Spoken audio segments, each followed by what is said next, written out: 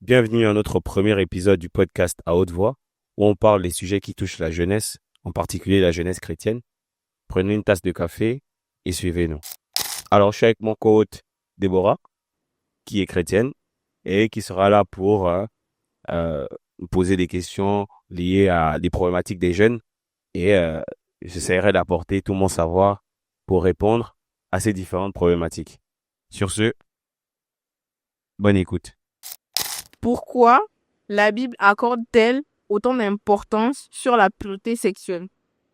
Alors, c'est quoi la pureté sexuelle? Je pense qu'il faut d'abord définir la pureté sexuelle. Je pense que lorsqu'on parle de pureté sexuelle, on parle enfin, de pratiquer la sexualité selon les accords de Dieu, selon le fonctionnement de Dieu, selon le cadre de Dieu.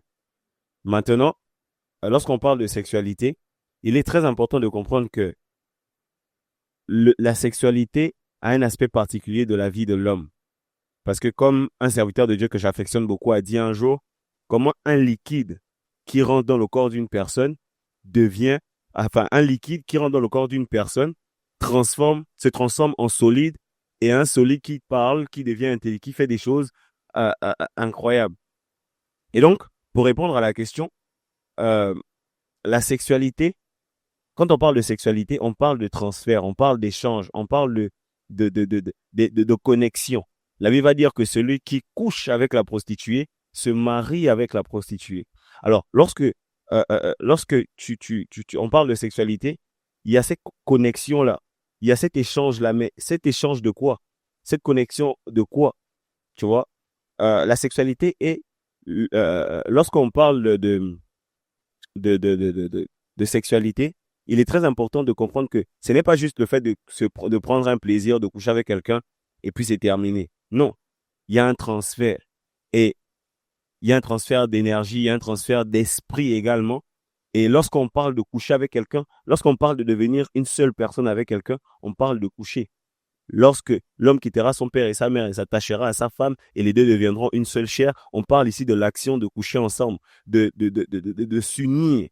Et donc, lorsque tu ne le fais pas sous les règles ou selon les conditions de Dieu, tu es en train de t'exposer à toutes ces choses-là qui peuvent t'atteindre parce que, comme je dis, la sexualité est une porte. Mais une porte à quoi? Aux esprits impurs. Une porte à quoi? Aux malédictions. Lorsque tu t'attaches à quelqu'un, lorsque tu deviens une seule chair avec quelqu'un, ces problèmes deviennent les tiens. Je me souviens que à une époque, j'avais eu des rapports sexuels avec une fille et j'avais l'impression que depuis ce jour-là, j'avais tous les problèmes de la terre. Tu vois? Et ça, c'est les causes du péché sexuel, en particulier ici la fornication. Donc, en quelque sorte, vous étiez liés. C'est ça. Donc, lorsque tu couches avec quelqu'un, bah, tu t'attaches avec cette personne. C'est ça, le mariage. Le mariage, c'est pas la fête, c'est pas s'habiller en blanc ou en costume, je sais pas quoi. Le mariage, c'est coucher avec quelqu'un. Lorsque tu couches avec quelqu'un, devant Dieu, tu te maries avec cette personne. Tu vois? Donc, je sais pas si j'ai répondu à la question. Ensuite, quels sont les premiers pas que les jeunes chrétiens peuvent prendre pour lutter contre le péché sexuel? Donc, pour redéfinir, c'est quoi d'abord le péché sexuel? Le péché sexuel, c'est toutes les pratiques sexuelles qui sont, comme je disais, hors cadre de la volonté de Dieu. De comment est-ce qu'on pratique la sexualité. Donc, la masturbation est un péché sexuel parce que la masturbation n'est pas agréée par Dieu. La pornographie, c'est un péché sexuel parce que ce n'est pas agréé par Dieu. La fornication, c'est un péché sexuel. C'est quoi la fornication? C'est le fait que deux personnes qui ne sont pas mariées couchent ensemble. Selon Dieu, ça s'appelle de la fornication. Le péché sexuel, ça peut être encore l'adultère. L'adultère, c'est quoi? C'est deux personnes mariées qui décident de coucher, enfin pas deux personnes mariées. C'est lorsqu'une personne mariée décide de coucher avec une autre personne que son partenaire. Ça, c'est l'adultère. Et voilà, il y a aussi les péchés liés à la pensée, la convoitise. Moi, je considère que convoiter le partenaire de quelqu'un d'autre est aussi considéré comme étant un péché sexuel parce que si tu la déshabilles du regard, qu'est-ce que tu imagines? Tu penses à quoi? Tu vois ce que je veux dire? Donc, pour moi, voici ces choses-là qu'on considère déjà comme étant le péché sexuel. Alors, quels sont les premiers pas pour que quelqu'un se sépare du péché sexuel? Alors, la première chose, c'est changer d'entourage. Changer d'entourage est nécessaire lorsque tu es sorti du péché sexuel. Tu sais, souvent, lorsque euh, on donne notre vie à Christ, on veut toujours rester avec les mêmes amis, dans les mêmes ambiances, etc., etc. Mais le problème avec ça, c'est que nos amis du monde, ou nos amis païens, bah, comme ils n'ont pas la vie que nous on veut, enfin, comme ils ne vivent pas comment nous on veut vivre, ils n'ont pas les mêmes aspirations de certaines choses, bah, ils auront souvent tendance à nous attirer vers des mauvaises choses, tu vois, vers le péché en général, tu vois. Maintenant, après, ça dépend de quel type d'amis tu as. Moi-même, mes amis, j'avais des amis impudiques, tu vois. On était des champions, on faisait des compétitions pour coucher les filles, par exemple.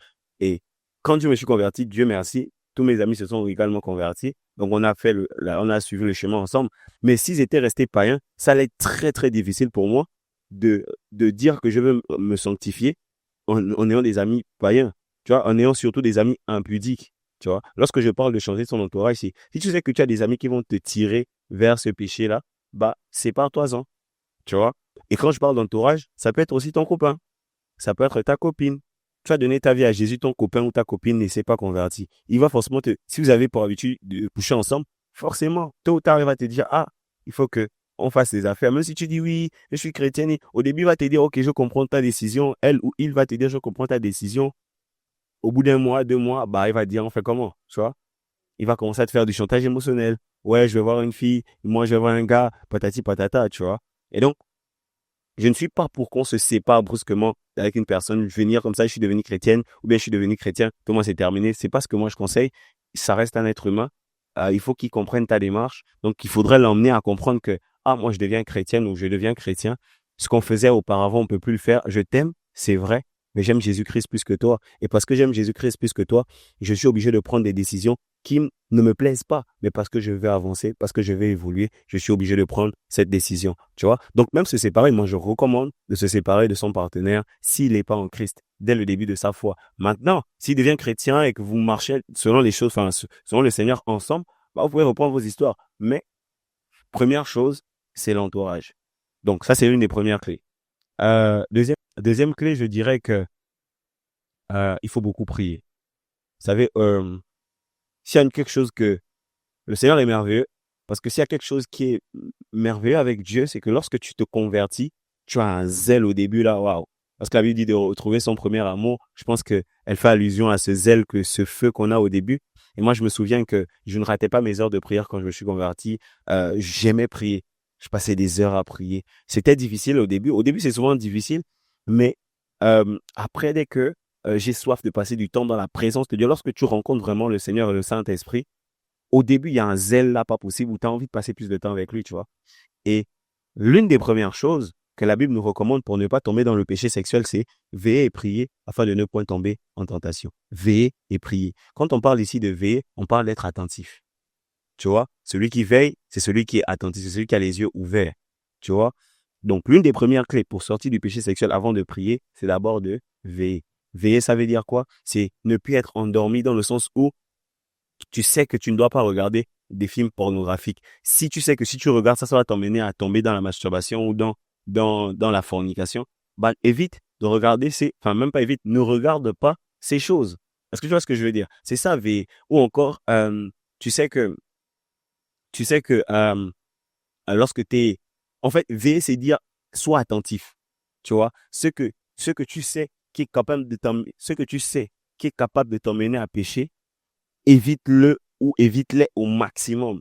Tu vois, sois attentif, observe-les bien afin que tu ne puisses point tomber. Ça, c'est la catégorie de V. Donc, l'une des premières clés. La première clé, c'est l'entourage. La deuxième clé, c'est V, d'être attentif à toutes ces choses-là qui peuvent te faire tomber. La troisième clé, c'est prier. Prier, c'est fondamental lorsque tu veux vivre une vie de sainteté.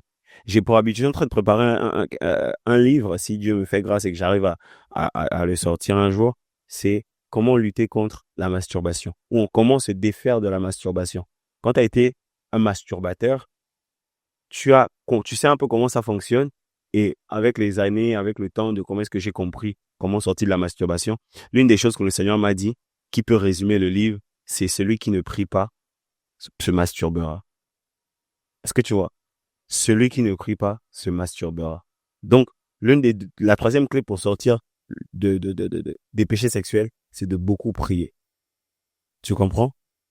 Donc, après, il y a aussi la méditation. Mais je pense que tu as une question là-dessus. Et je vais peut-être aborder ça plus tard. En quoi la prière et la méditation peuvent-elles aider à surmonter les tentations sexuelles? J'ai déjà parlé de la prière. On va tout simplement parler de la méditation cette fois. Alors, c'est quoi la méditation? C'est quoi, en fait, euh, j'accompagne des jeunes dans leur marche chrétienne et souvent quand on leur demande de méditer, beaucoup ont la flemme de lire la Bible. Moi aussi, ça m'arrive d'avoir la flemme de lire la Bible, tu vois. Mais c'est important de comprendre pourquoi il faut méditer. La méditation, c'est ce qui nourrit l'esprit. Je ne sais plus, mais la Bible va dire, je ne sais plus à qui on s'adresse concrètement, mais je sais que la Bible va dire à un passage, je pense que c'est à Gédéon, si je dis pas de bêtises, pour les puristes de la parole, excusez-moi, pour les docteurs de la parole, excusez-moi si je me trompe, je pense que c'est à Gédéon que le Seigneur va dire, avale le rouleau. Avaler le rouleau ici, c'est la parole de Dieu. C'est mange le rouleau. Pourquoi on te demande de manger le rouleau? Parce que la méditation nourrit l'esprit. Lorsque tu médites la parole de Dieu, lorsque tu manges la parole de Dieu, tu es sûr de comment ça s'appelle. Lorsque tu manges la parole de Dieu, tu seras moins vulnérable à tenter, pardon, pas à tenter, mais à tomber dans le péché. Pourquoi? L'homme est composé du corps, de l'âme et de l'esprit. Nous sommes tripartites. Et parce que l'homme est composé de l'âme, le corps et l'esprit, ce qui permet à l'homme de ne point tomber dans le péché, c'est l'esprit. La Bible va dire que les désirs de la chair sont contraires à ceux de l'esprit. Et lorsque les désirs de la chair sont contraires à ceux de l'esprit, on connaît les désirs de la chair, c'est l'impudicité, la Bible va dire, c'est l'impudicité, c'est toutes ces choses-là. Et donc, les choses contraires à la chair, c'est la prière, c'est le jeûne, c'est l'adoration, c'est toutes ces choses-là. Alors, comme l'esprit, c'est cette chose-là qui a des envies différentes de ta chair, c'est l'esprit qui te permettra de ne point tomber dans la tentation. Te permettra de ne point tomber dans l'impudicité. Te permettra de ne point tomber dans la fornication, dans la masturbation, dans toutes ces choses-là. Alors, pour ça, tu as besoin que ton esprit soit fort. Tu as besoin que, j'ai un de mes mentors, le pasteur Noblesse, qui a pour habitude de dire, il faut que tu élèves ton esprit. Élever l'esprit, ce n'est pas qu'une question je sais pas, de rentrer en jeûne ou de faire des trucs. Non, par la méditation, tu élèves ton esprit. Pour qu'un enfant grandisse, on parle de croissance. On parle de le nourrir, de lui donner du lait qui accélère la croissance.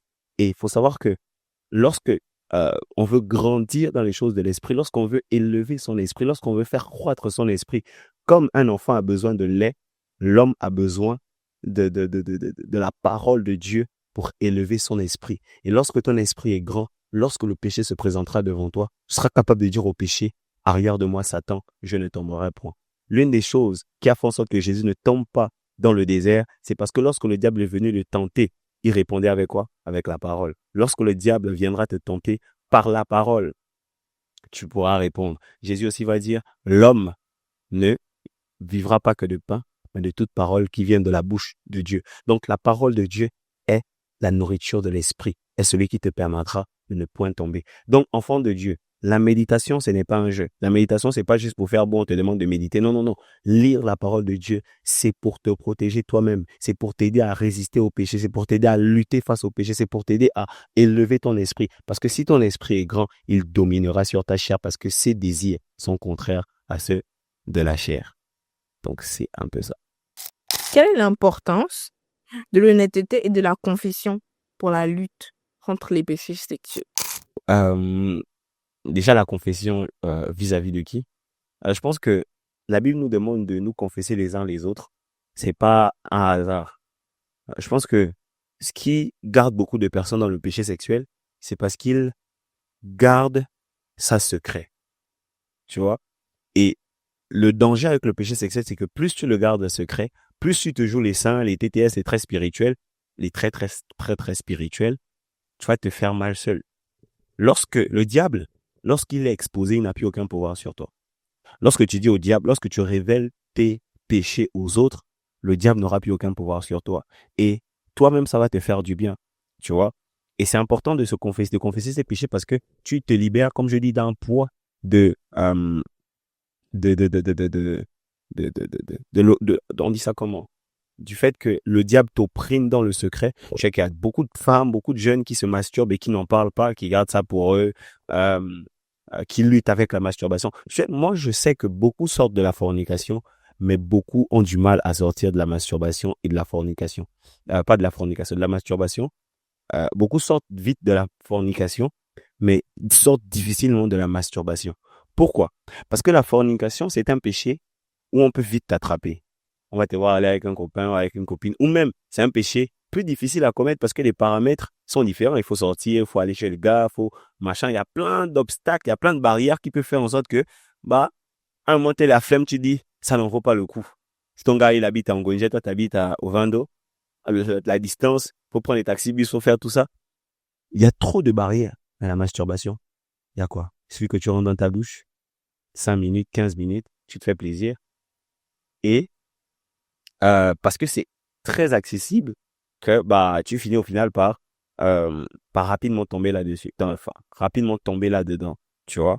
Et pourquoi il faut se confesser? Pourquoi il faut en parler? Parce que lorsque tu en parles, tu libères ce poids-là du secret que tu as avec ce péché-là, de cette relation que tu entretiens avec ce péché-là, et tu l'exposes, tu le mets à nu. Et il n'a plus de pouvoir lorsque le péché est dévoilé, lorsqu'il est à nu, tu vois. Et généralement, tu retrouveras que lorsque tu confesses ce péché, d'autres confesseront aussi leur péché. Tu vois, il y a un concept que le Seigneur m'a inspiré, c'est les alcooliques anonymes. Surtout, je vais le faire avec les masturbateurs.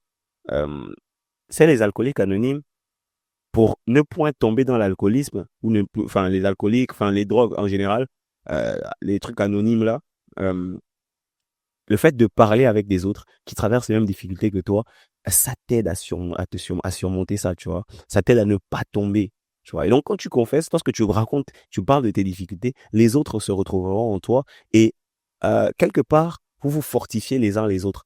Et aussi, lorsque tu confesses ton péché à ton frère qui t'aime priera pour toi. Donc, vous ne serez plus à deux. Tu ne seras plus seul à lutter contre ce péché dans ta chambre en priant. Seigneur, délivre-moi. Mais ton frère à qui tu as confessé ton péché dira aussi, Seigneur, dans ces prières, je te présente Jean-Baptiste, je te présente Jean, je te présente je sais pas qui, je te présente Déborah. Souviens-toi d'elle. Là, vous rentrez à deux contre ce péché. Imagine, vous êtes 15. 15 prient pour toi. Tu sortiras de ce péché. 20, 30. 50 personnes prient pour toi, tu sortiras de ce péché. Ce ne sera plus ton combat à toi seul, mais ce sera ton péché qui 50 personnes ou tout le nombre de personnes à qui tu serais confessé vis-à-vis de ce péché rentreront en guerre contre ton combat. Et ce sera plus ton combat, ce sera le combat d'une cinquantaine de personnes. Donc c'est important de confesser ses péchés aux autres, parce que lorsque tu confesses tes péchés aux autres, tu es quelque part en train d'ôter le fardeau et d'appeler, de crier à l'aide pour que les autres viennent te secourir et t'aider à sortir de ce péché. Donc, c'est important. Confessez vos péchés à vos frères. Cependant, je peux comprendre que certains ont du mal à confesser leurs péchés parce que, on va pas se mentir les gars, dans l'église on juge beaucoup. Et donc, quand tu viendras voir ton frère ou ta sœur, faut dire que, j'ai tel combat, lui il va les raconter. C'est pourquoi on confesse pas ses péchés à n'importe qui. On confesse pas ses péchés à tout le monde. On confesse ses péchés aux gens en qui on a confiance. Tu vois? Et donc, lorsque tu vas confesser ton péché, parce que la réputation est importante aussi dans l'église. Lorsque tu vas, moi je parle de la masturbation parce que ça a été l'un de mes grands combats. Pour d'autres, ça peut être la fornication. Si tu es chantre, peu importe un poste à l'église, tu dis n'importe comment, voilà, je suis tombé, ça peut on peut te catégoriser comme quelqu'un n'est pas forcément sérieux. En temps, c'est peut t'arriver une fois, tu vois. Ou même ça peut être ton combat. Et comme à l'église on juge beaucoup, on ne confesse pas ses péchés à tout le monde, à n'importe qui. Tu vois, parce que tout le monde à l'église n'est pas forcément bon. L'église, elle est bonne, mais tout le monde à l'église n'est pas forcément bon. Donc, faut veiller à qui est-ce que tu confesses ton péché, pour que pour que ça ne sorte pas, tu vois. Et il faut pas avoir peur de confesser son péché. Mais, jurisprudence, faut le confesser aux personnes, à la bonne ou aux bonnes personnes. C'est ça. Quelles pratiques peuvent aider les jeunes chrétiens à mieux orienter leurs pensées et orienter leur esprit vers Dieu? Ok. C'est une chose que moi j'ai fait lorsque je me suis converti, c'est que j'ai beaucoup été dans les retraites avec des frères. Comme je disais, moi je me suis converti en même temps qu'avec mes amis. Dieu merci, c'est vraiment une grâce de se convertir en même temps que tous ses frérots. Et du coup, nous, chaque vacances de Toussaint, de Pâques, peu importe, on allait en retraite. Et une semaine, on est entré en jeûne et prière. On s'est fait des impositions, des mains là-bas en désordre. Et en fait, ça fait que s'entretenir un feu dès le début. Et quand tu as ce feu-là, tu gardes ta pensée focalisée sur le Seigneur, tu vois. Je pense que ce qui est triste pour beaucoup de chrétiens, c'est que ils se limitent à se concentrer sur Dieu qu'à l'église. Quand ils sont quand ils jouent à l'église pour les chantres, pour les pianistes, quand ils servent à l'église pour ceux qui font le service, mais Dieu n'est pas qu'à l'église, tu vois. Dieu aussi est dehors. Alors, il y a plein de choses que tu peux faire, des retraites personnelles. Moi, je suis un assoiffé des retraites personnelles. Aujourd'hui, avec un peu plus de responsabilité, je suis obligé d'être constamment là. Mais sinon, à l'époque, j'allais beaucoup, beaucoup, beaucoup aux retraites. Donc, il y a les retraites personnelles pour toujours garder sa pensée sur Dieu. Se couper des réseaux sociaux, c'est aussi très important. Euh, je sais pas, souvent vous faites des 1 mois, 2 mois sur les réseaux. Moi, j'ai un ami, souvent quand je disparais comme ça, il me dit, toi, c'est sûr, souvent je t'imagine, t'es au salon, en lévitation, parce que comment tu peux te déconnecter comme ça? Mais c'est important. Les réseaux sociaux vous éloignent des proches qui sont mieux de vous. Mais en combien de, les réseaux sociaux vous éloignent de vos proches qui sont dans la même maison que vous, vos frères, vos sœurs. Mais en plus forte raison, comment ça vous éloigne de Dieu? On fait des 12 heures de temps d'écran sur nos téléphones. Imagine si tu passais 12 heures de temps dans la présence de Dieu. Quelle est la femme que tu serais, la femme spirituelle que tu serais, tu vois? Et donc, je pense que se couper des réseaux sociaux tellement tu auras rien à faire, bon, la prière va se présenter devant toi, tu vas aller prier, tu vois. Donc, il faut se séparer des réseaux sociaux au moins 1 ou 2 heures par jour pour dire que de telle heure à telle heure, je fuis les réseaux sociaux et tu vas dans la présence de Dieu. Euh, à la méditation, j'en ai parlé, il faut beaucoup lire, c'est important. Euh, écouter aussi beaucoup de cantiques spirituels. Bon, aujourd'hui, avec le gospel urbain, c'est ça qui me désole un peu. Je suis un grand consommateur de gospel urbain, pas que je condamne le gospel urbain, mais je pense que le gospel urbain ne va jamais remplacer une chanson de Dina Moana. Le gospel urbain ne va jamais, quand je parle de gospel urbain, je parle de rap, chrétien et tout, ne va jamais remplacer un cantique spirituel. Tu vois, quand tu écoutes euh, de what the beautiful name is, ça ne va, une chanson d'un artiste gospel, rap, ne m'a jamais tranché. En tout cas, pour ma part, ça m'a jamais transporté, quoi. J'écoute ça pour m'ambiancer quand je fais de la vaisselle, quand je nettoie ma maison, quand je travaille. Oui, j'écoute ça pour m'ambiancer. Mais quand j'ai besoin d'être connecté à la pensée de Dieu, connecté au Seigneur, au sacré, j'y vais écouter Didena Moana, de papa, papa, papa Mike Alambay, Jonathan Gambela, l'apôtre Axel Lévy, des cantiques spirituels. Le cantique spirituel gardera ta pensée à Dieu. Tu vas contempler sa gloire. Il y a un passage dans la Bible que j'affectionne beaucoup, c'est David qui dit à Dieu que je n'ai qu'un seul désir, c'est de demeurer dans toute ma vie dans ta maison afin de contempler ta gloire. Bon, j'ai paraphrasé, on va peut-être mettre le verset là. Euh, et c'est un passage préféré parce que je n'ai qu'un seul souhait, un seul vœu, un seul désir, c'est de demeurer pour éternellement dans ta maison, pour contempler ta magnificence, pour contempler ta gloire, pour contempler la merveilleuse créature, la merveilleuse personne plutôt que tu es. Donc, il n'y a rien de mieux que d'écouter des cantiques spirituels pour garder sa pensée focalisée sur Dieu et écouter beaucoup de prédications, beaucoup d'enseignements, beaucoup d'enseignements. Bon, faut s'habituer à écouter des enseignements. Quand tu as la vaisselle, quand tu fais la vaisselle, les enseignements tu mets. Quand tu, je sais pas, quand tu joues aux jeux vidéo, des enseignements. En tout cas, moi, c'est ce que je fais quand je joue aux jeux vidéo. J'ai du pasteur Marcelo dans mes oreilles, de l'apôtre Axel Lévy. J'ai aussi du prophète Lovi, c'est un anglophone dans mes oreilles. J'ai le prophète Joël Francis Tatout dans mes oreilles. Parce que je sais que même si je suis en train de jouer de façon automatique, mon esprit se nourrit. Quand il garde la pensée, je me rappelle pas combien de fois je me suis levé en plein game, j'appuie start et je crie parce que ce que j'ai entendu dans mes oreilles est incroyable, tu vois. Donc, voici, il faut écouter des prédications, écouter des cantiques spirituels, méditer la parole, prier, aller en retraite avec des amis, mais aussi aller en retraite personnelle et surtout en cette saison, fuir les réseaux sociaux. En quoi le pardon de Dieu peut-il être une force pour ceux qui se sentent accablés par leurs erreurs passées? en quoi le pardon de Dieu peut être une force pour ceux qui se sentent accablés par leurs erreurs du passé. Comme par exemple une fille qui a avorté, un jeune homme qui a violé, se dire qu'aujourd'hui je suis en Christ et que j'ai fait du mal aux gens.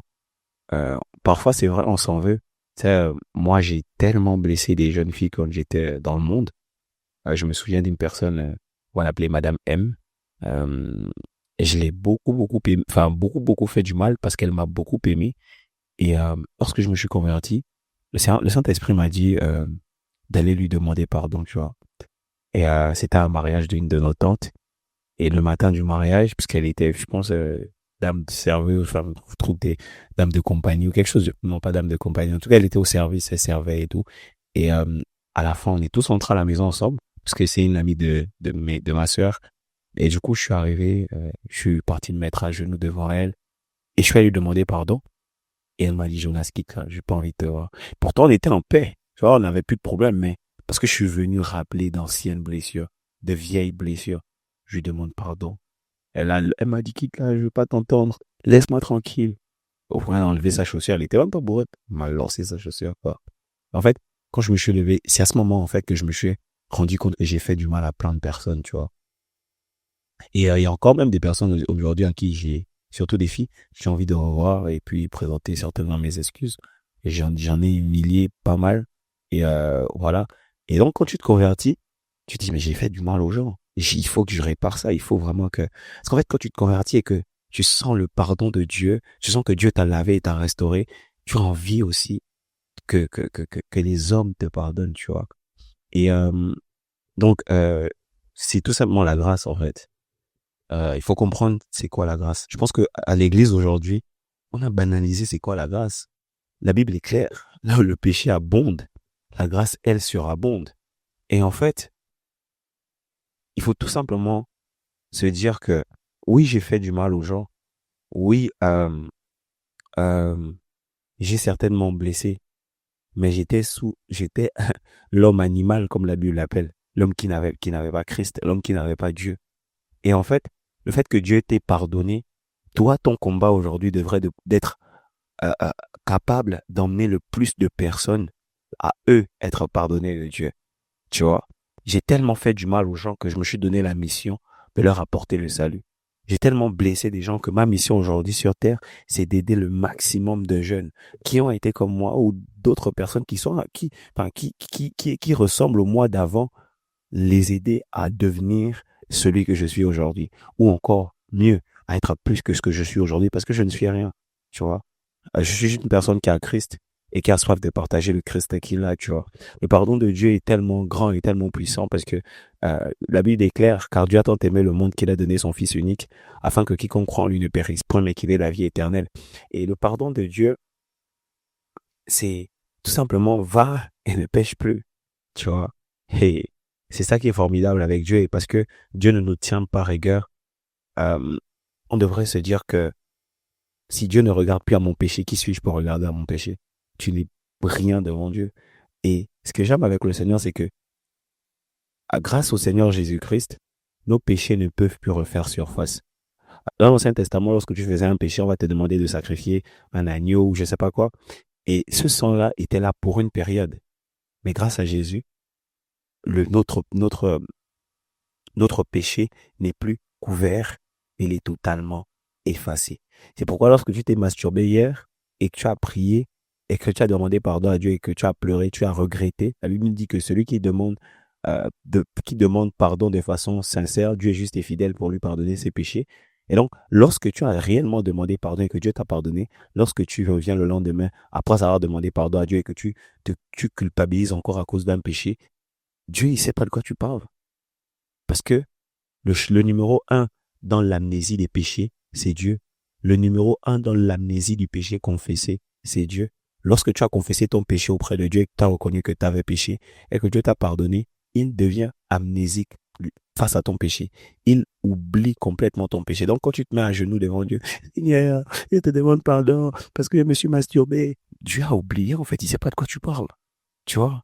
Et je voulais dire que euh, la culpabilité après le péché vient de Dieu. C'est-à-dire que quand tu t'es masturbé, tu ressens une culpabilité ou bien peu importe le péché que tu commets, tu ressens une culpabilité. Cette culpabilité-là vient de Dieu. Mais la culpabilité après la repentance vient du diable. Pourquoi?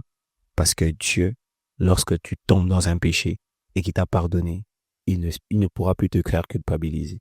Tu vois, il te fait culpabiliser pour t'emmener à la repentance. Mais lorsque tu t'es repenti, Dieu a pardonné.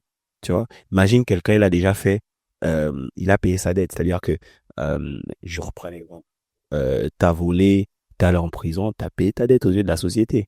Et tu t'imagines, il ressort de prison, il retourne encore à la sécurité pénitentiaire. Ouh, enfermez-moi, j'ai tué, j'ai volé, enfermez-moi. C'est ce que beaucoup font quand ils pêchent.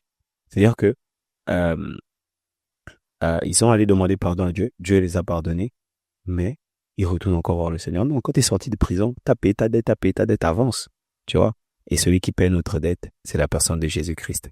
Car en mourant sur la croix, la Bible dit qu'il a tout payé. Il a tout payé. Donc, c'est simplement la grâce de se dire que parce que Dieu nous pardonne, parce que Dieu a effacé, parce que Dieu ne pense même plus à ce péché, nous, on doit tout simplement avancer. Et c'est en avançant que voilà, qu'on trouvera la paix. Et de toute façon, il donne la paix. Il est le prince de paix. Donc, c'est un peu ce que j'avais à dire. Alors, c'est maintenant la fin de notre premier épisode de À haute voix. Restez branchés parce que plein d'autres épisodes arrivent.